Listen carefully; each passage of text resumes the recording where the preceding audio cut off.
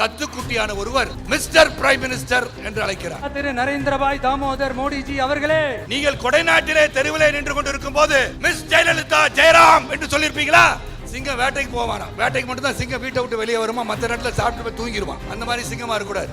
ஒரு சிங்கம் எப்போ எதுலயும் பெக்யூலியர் தான். அப்படிப்பட்ட அந்த சிங்கம் வேட்டைக்கு மட்டும்தான் வெளியில வரும், வேடிக்கை பார்க்கறதுக்கெல்லாம் வெளியில வராது.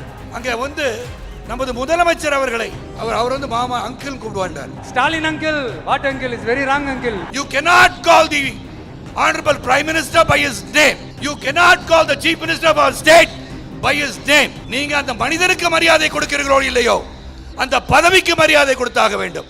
அந்த தரத்தை கற்றுக்கொள்ளுங்கள் விஜய் அவர்களே. தன்மையற்று பேசியதால் அவரை பற்றி நான் பேசுகிறேன். நம்மளுடைய ஒரே கொள்கை எதிரி பாஜக தான். நம்மளுடைய ஒரே அரசியல் எதிரி திமுக தான்.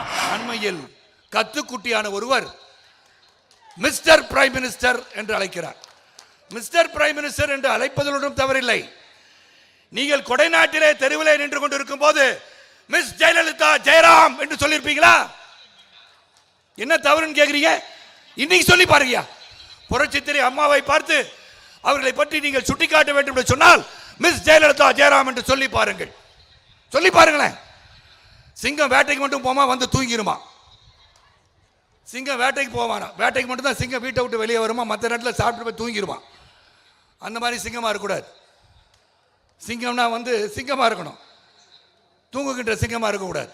இது எதுக்காக சொல்றேன்னா, தன்மையற்று பேசியதால் அவரை பற்றி நான் பேசுகிறேன், இல்லைன்னா அவரை பற்றி நான் பேச மாட்டேன். அங்கே வந்து நமது முதலமைச்சர் அவர்களை அவரையும் தாய் மாமன் அப்படின்றார். அவர் வந்து மாமா அங்கிள் கூப்பிடுவான்றார். நீ என்ன கூப்பிடுங்க, அங்கிள் கூப்பிடுங்க, தாத்தான்னு கூப்பிடுங்க, என்ன வேணா கூட கவலைப்படல. ஆனால் தரம் என்று ஒன்று இருக்கிறது. You cannot call the honorable prime minister by his name. You cannot call the chief minister of our state by his name. You cannot ridicule them because they elected people. மக்களால் தேர்ந்தெடுக்கப்பட்டவர்கள்.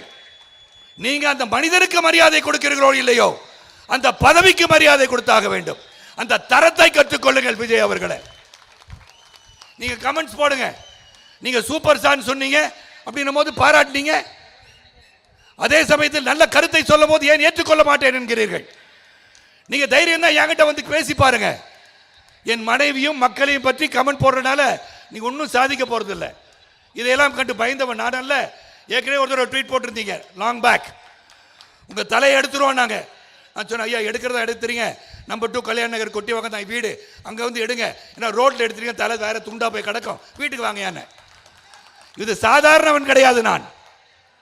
நானும் பலரை சந்தித்து வந்தான்.